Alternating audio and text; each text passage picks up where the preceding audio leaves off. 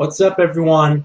So I'm doing my official game pre-orders for 2015. I do this every single year. Go to GameStop, make a few pre-orders, and let you guys know what I'm getting on release thus far. Now, keep in mind, this is the beginning of the year. We're going to have a lot of new releases being announced. We just had yesterday Forza Motorsport 6 announced. So there's going to be more release dates officially announced throughout the year as we get closer to E3 and new games announced. So keep in mind, this is just what's going on at the moment, all right? Now, one of my goals for 2015 was to spend less on games, or I should say spend more strategically on games, because I bought a lot of games last year on release that didn't turn out that well. And it was for me personally, it wasn't a good move, right? It really hurt me financially. So what I'm trying to do is I pre-ordered less games. Now, there's a lot of, there's over 10 pre-orders currently right now I have.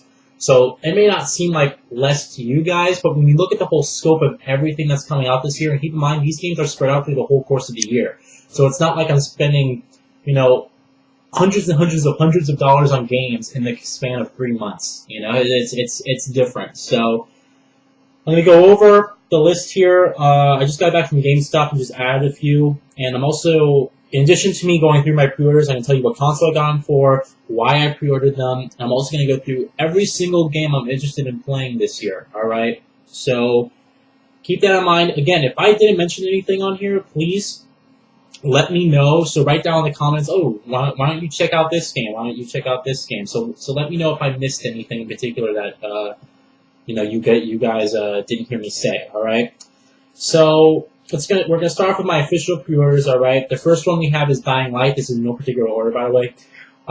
This I pre-ordered on the PlayStation 4, and it looks interesting. Now, it's a mix. They took the core gameplay of the parkour system, I should say. They took that core gameplay, made it a pillar in Dying Light from Mirror's Edge, and they kind of added it with the combat and the open world environment of something like Dead Island.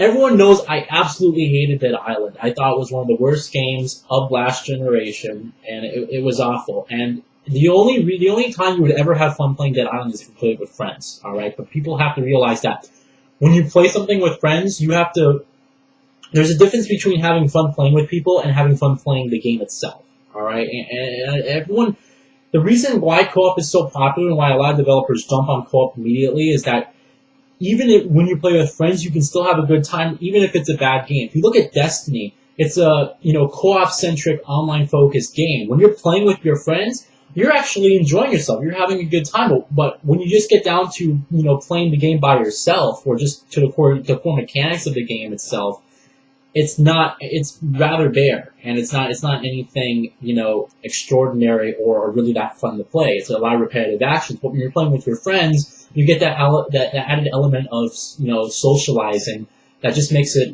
fun. You guys are talking, you're cracking jokes, your mind's focused on everything else with the game, and there's just a lot of things going on at once.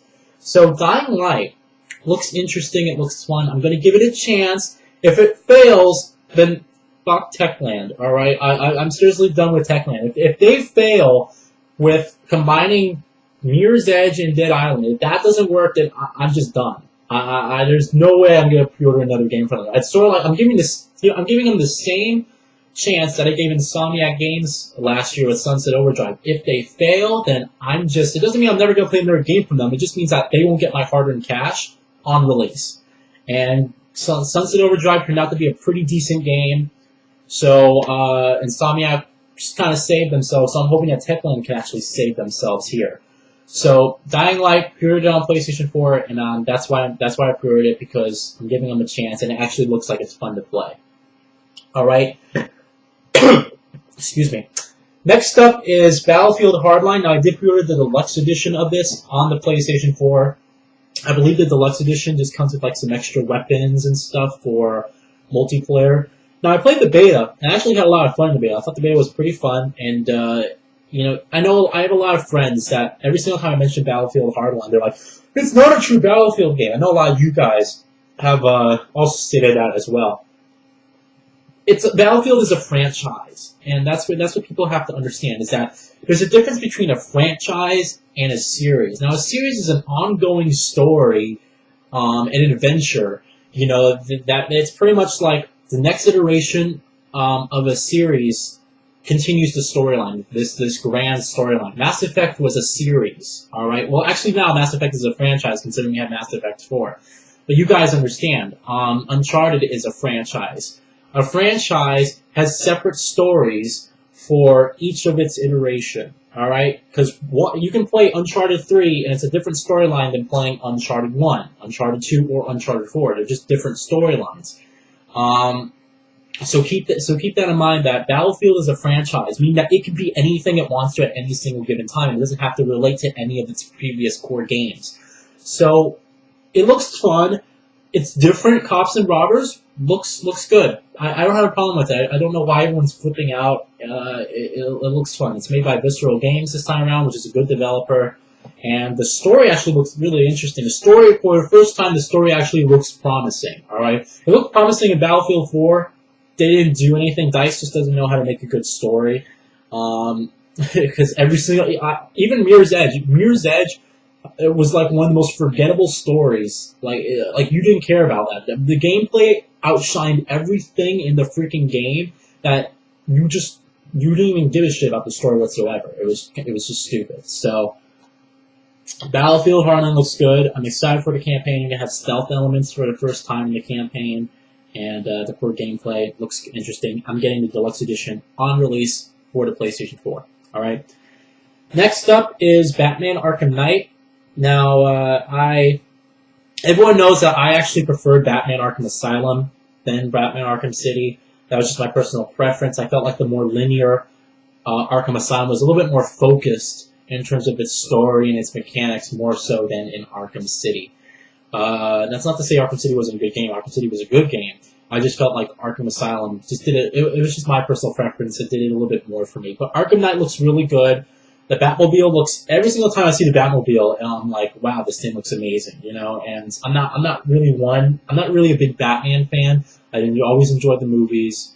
I've always enjoyed the games, but it's not like a character that I read comics for. I watch the cartoons and things for. I just don't care. You know, I'm not really into the Marvel space. But Arkham Knight does look really good. It's Rocksteady's last game. They're going to end the Batman Arkham trilogy. If you don't count Arkham Origins, they're going to end the trilogy. And it looks, the graphics, oh my god, the graphics are just amazing. You know, what we've seen is PlayStation 4 gameplay, and it looks outstanding. So, you know, the visuals are going to be good. It's a next-gen game in its entirety. That supposedly comes out in June. So the week before E3 is when we're going to be able to play that game. All right. I just got the standard edition of Batman Arkham Knight for the PS4. Next up is The Witcher 3 Wild Hunt. I actually did reserve the collector's edition way back, so you can't even get the collector's edition anymore. It's sold out entirely. So I did pre-order it for the PlayStation 4 just to be safe in terms of the resolution differences. Apparently, there was a rumor going on that it was going to be 1080p on PS4 and 900p on Xbox One, but that was never confirmed. So the game... what can I say about The Witcher 3 that we already don't know? It's the game is one of the largest games. It's pretty much the largest game that we're going to see. It's one of the most ambitious games, probably the most ambitious game to come out. There's going to be 36 different endings to the story. You're going to have a world, like I think they said it's 20% bigger than Skyrim. And it looks incredible. So I got the collector's edition of this, alright? Apparently, I'm going to look at the picture here. It comes with this awesome hand-painted, hand-sculpted statue, alright? With Geralt fighting the Griffin. And then you also have a steel book, you have the medallion, you have the art book, you have the soundtrack, you have all this cool stuff. And in addition to that, I'm probably going to be picking up the strategy guide, and it's going to be pretty good. So I am super excited for The Witcher 3. It got delayed from February all the way to May, which is fine. They can take their sweet time on it. But as someone who isn't really... I like The Witcher 2. I like The Witcher 2. I didn't enjoy it thoroughly. I thought it was a good game. But The Witcher 3 looks like they really changed and really refined the core gameplay of the game to make it more fluid, a more fluid experience. So The Witcher 3 Wild Hunt looks really good. Again, getting a collector's edition on PS4, that's going to be a huge unboxing. In addition to that, I'm probably going to get the strategy guide as well. So, it's going to be a really, really, really good game. Next up is Tom Clancy's The Division. Now, there's no release date for this yet, but it is confirmed. I think it is. No, I think it's strongly rumored that it's coming out in 2015. I think that's the release window is 2015, but I'm not sure. But I did get Tom Clancy's The Division. I did pre-order it for the PS4, and yeah, I know there's exclusive content coming to the Xbox One version, and depending on the resolution differences and what my friends have it or are getting it on, I'll have no problem switching my pre-order to the Xbox One version. So, but Tom Clancy's The Division looks really interesting. It's a online multiplayer game, with co-op and it's open world. But the graphics, it's provided that it doesn't get downgraded, the graphics look incredible. So, let's hope that that game turns out all right. Let's hope that Ubisoft doesn't fuck it up like they've been with their past couple of games. Next up is Homefront: The Revolution. This is supposed to come out in 2015. If you guys haven't heard, Crytek actually had a lot of financial trouble, and they sold both the studio that was making Homefront and the license to Homefront over to Deep Silver. Now, Deep Silver, basically, it's the same studios working on it. So, Crytek UK was working on Homefront: The Revolution. And now Crytek UK is known as a different studio. It's the same people that are still working on Homefront: Revolution, but they're just under a different name. So, but it's being published by Deep Silver this time around. It looks interesting. And as I played the original Homefront, I thought it was a decent game. I thought it had a lot of potential. So I really hope that Homefront: The Revolution turns out to be really good. I did pre-order it on PlayStation 4. Again, depending on the resolution differences and the exclusive content, I will have no problem switching it to Xbox One, but I'm just trying to be safe here. So, yeah, Homefront: The Revolution, pre-ordered that. And then the last... Well, not the last one. The next one is The Order 1886. And now I did pre-order the collector's edition for this, not the premium edition. The premium edition comes with the large statue. It's supposed to be like $150. I just paid the extra $20 for the collector's edition, which comes still with a smaller statue. And you get like a soundtrack. You get some art and stuff. I know there's a lot of controversy surrounding The Order 1886, and I'm kind of in the boat of just shut up, and the game isn't released yet. I know a lot of the media has played it. They're like, well, keeps interrupting your shooting segments with cutscenes and story-driven moments. As a person who loves narrative-focused games, and that's primarily why I play games, is for the narrative. If this game is going to be like a combination of Heavy Rain and some cool third-person shooter, then I have no problem with it. I don't care. It's like the same. I feel like the same people who are complaining about The Order 1886 and its gameplay segments and its cutscenes and all that stuff, and the fact that it's like a quick time event, are the same people who don't enjoy games like Heavy Rain or Beyond Two Souls or those narrative-focused, The Walking Dead, even for instance. So it's let's hope that the game turns out all right. It does look good. The graphics are freaking amazing, and that's coming out at the end of February. All right, so there's gonna be a big unboxing for that. Now today I went to GameStop and I did pre-order 4 more games. I did plan to pre-order more, but keep in mind that GameStop doesn't have some of these games on their system yet. So Windows games actually do get announced. Windows games actually do get official release dates, and when GameStop actually puts those games in their system to pre-order, I will go ahead and pre-order those games. So today I went and pre-ordered Halo 5 Guardians, the standard edition. I'm sorry, $250 for one freaking... $250 regardless of the game it is ridiculous. I don't know why anyone thinks that they can charge $250 for... I don't care. I don't care if it's like...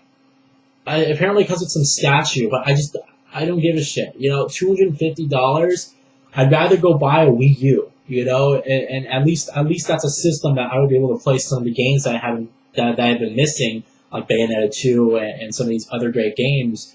It's $250 is a lot of money, and I'm not going to spend that much. There's going to be a line that I'm going to have to draw. So I think actually I just got the standard edition of the game. I'm not even interested in pre-ordering the limited edition. I'm not that big of a Halo fan.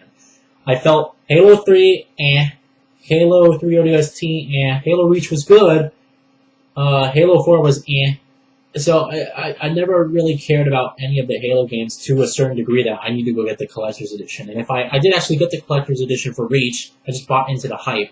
But that game actually turned out to be pretty good. So, but I did actually get Halo 5 Guardians, the Standard Edition, Xbox One exclusive, coming out at the end of the year. I've been having fun in the beta. I should say I had fun in the beta because I haven't been playing the beta. I've been playing other games. So hopefully that multiplayer turns out really good. The campaign actually turns out really good. And we're going to have an all-around good game, and it won't just be another, pathetic campaign.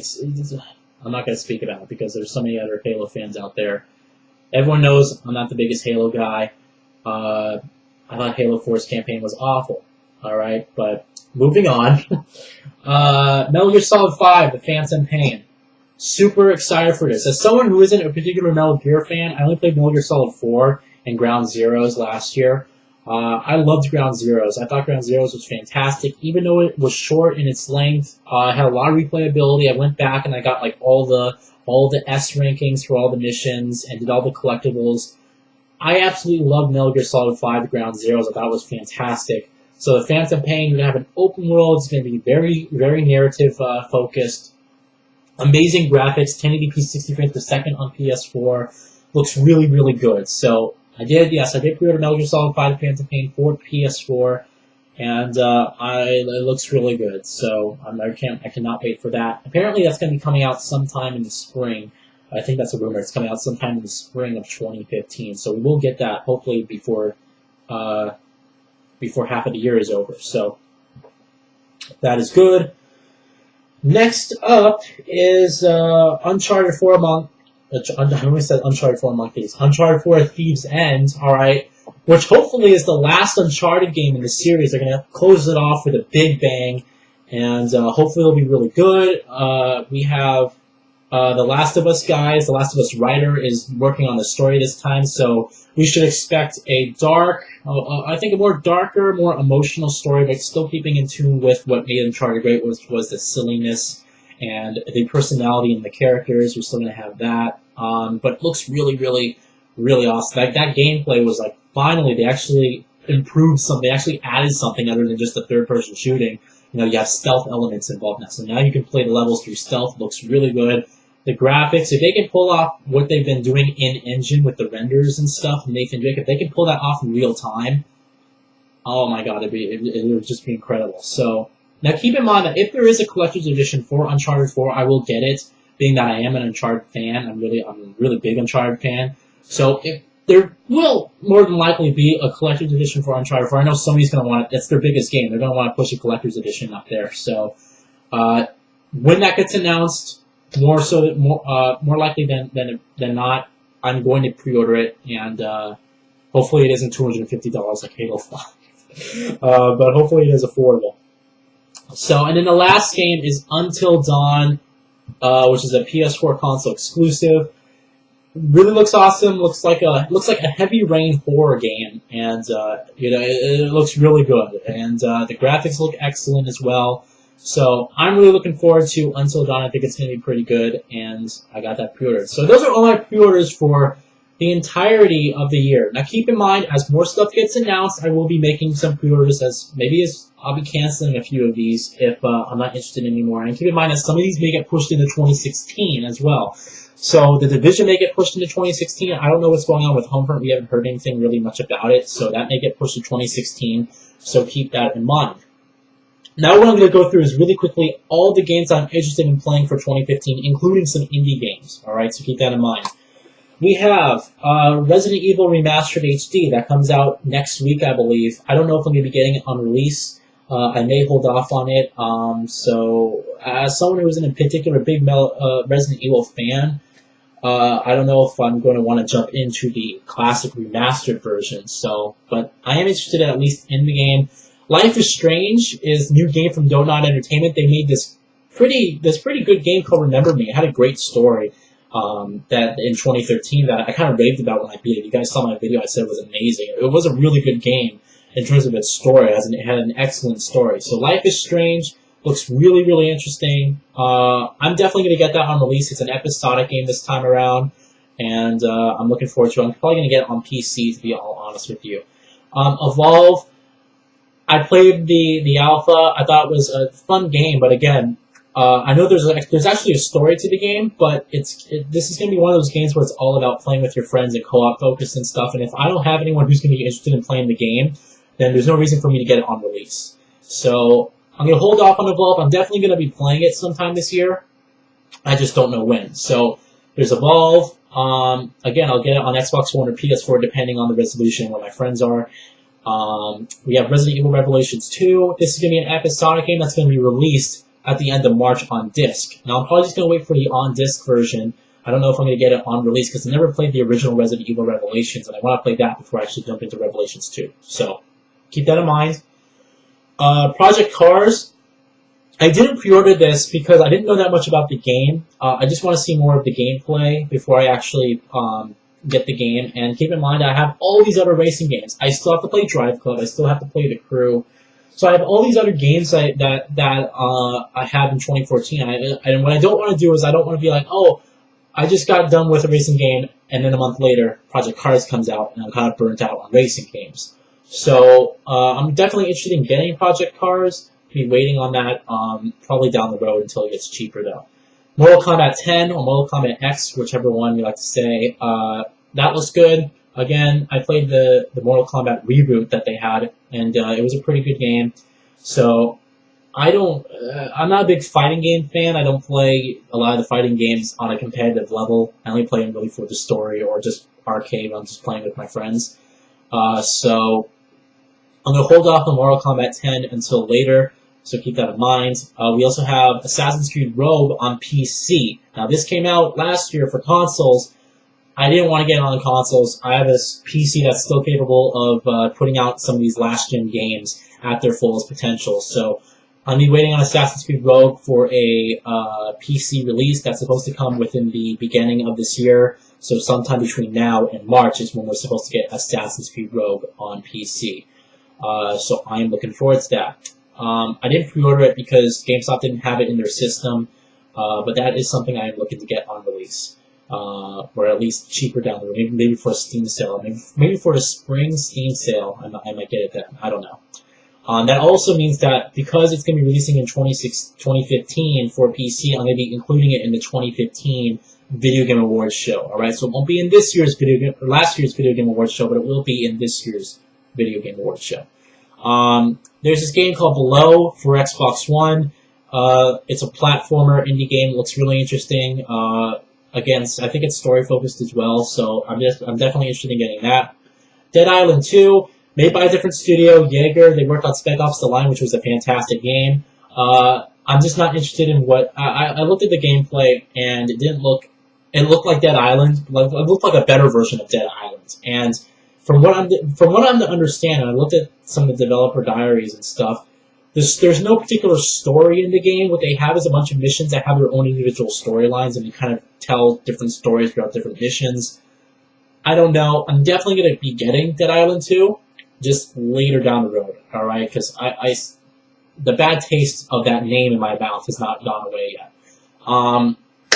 Everybody's Gone to the Rapture. This is the new game from the guys who made Dear Esther, which was a pretty beautiful game. It was a beautiful game for PC. We were just walking around in this abandoned environment, so this looks really good. It's going to be PS4 exclusive, I believe, and that's coming out sometime this year. The Forest, this is an early access game right now on PC. It's going to be coming to the PS4. This is a survival horror game where you're you survive a plane crash on this abandoned island, and then there's a bunch of what do you call them? What do you call those? The people that eat other people. Can't something with a C. The name eludes me at the moment. But you guys basically get it. I'm interested in playing The Forest. It looks really good. I just want to wait. The reason I haven't got it on PC yet is because I'm just waiting until the game's finished, right? So that is why. Next is Hellraid. I just saw a screenshot of this game, some first person where you're battling zombies, and it's like some old medieval times. So I don't know, it looks interesting. I'm going to give it a chance. Just Cause 3. Human Elements, Mad Max, No Man's Sky, Ori and the Blind Forest, Quantum Break, Rise of the Tomb Raider, Scalebound, Star Wars Battlefront, Street Fighter V, The Tomorrow Children, Yakuza 5, and Tom Clancy's Rainbow Six Siege. I just went through all the games because it's going to take me a while. I don't want this to be a 40-minute video where I'm just talking about stuff, but those are all the games I'm planning on getting this year. Those are 36 games in total. Alright, 2015 is nuts. Keep in mind that some of those are indie games, some of those may get pushed into 2016, some of those I already have pre-ordered. Alright, so that is what I'm interested in playing in addition to my pre-orders. So keep in mind, I guess what I'll do is you guys will just see unboxings, and the channel, when we have the channel updates, whenever I make a new pre-order, I will let you guys know in the channel update or the unboxing of when I pick up that game and pre-order something that, hey, I pre-ordered this game, so look out for that later on in the future. So that's it. I'm going to end the video here before it goes on any longer. It's 25 minutes long. So let me know if I missed anything. I just remembered. Final Fantasy 15. That's not on here. Why is that not on here? As someone who isn't a particular big Final Fantasy fan, I never played a Final Fantasy game before. The games just never interested me. But Final Fantasy 15 looks really good. If they can pull off some really entertaining real-time combat in the game, I will give it a chance. So Final Fantasy 15, yes. Now keep in mind that they're also, the voice actor said Kingdom Hearts 3 will be announced, or will be released this year. So we will see if Kingdom Hearts 3 gets released this year. There's some other games. Why isn't Mirror's Edge on here? It's not being released this year. Stop. It's not being released this year. It cannot survive this year. It's coming out next year. Alright, so there's a lot of games that are not on here because they don't have pure 2015 or 2015 release dates, and they're going to be coming out next year, right? So keep in mind, that's what I have pre-ordered. That's what I'm interested in playing. Again, let me know if I missed anything, whether it's an indie game, whether it's a AAA third-party game or an exclusive. Let me know, and I will add it to the list, and I will check it out. Thanks, guys. Have a good one, and I will talk to you later. Bye.